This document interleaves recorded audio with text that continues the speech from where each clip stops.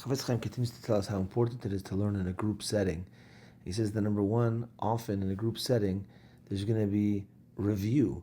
You're going to be learning with people and say, you know what, let's review what we learned. And when a person reviews what they learn, it for sure sticks even stronger. In addition, when you learn in a group setting, you're for sure learning out loud. When you learn by yourself, it's very often that you could just be looking at the words inside and not actually saying the words, which is fine, but it's much, much better to actually say the words and speak them out and speak out the explanation. That's a much better way to remember what you're learning. The Chafetz Chaim tells us that when a person learns Torah, it's the greatest of things. And it's what opens our eyes to be on the proper path. And if a person doesn't have Torah, it's like a person who's blind, and it's very, very difficult to maneuver.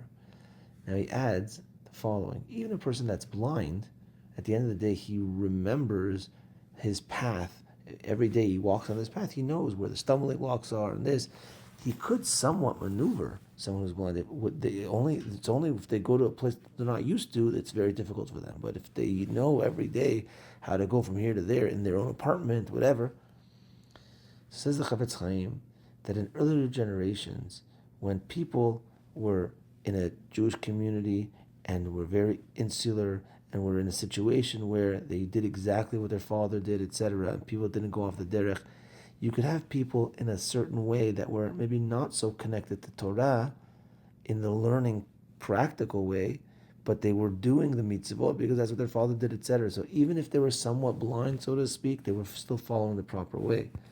But nowadays, especially nowadays, where there's so much turbulence with regards to our Shmirat HaMitzvot, we have to be on guard. We have to learn. We have to put in our own effort. We can't rely on what we just got from home. We have to do more and more and more in order to be'emet not be blind and go in the proper way, in the ways of Hashem.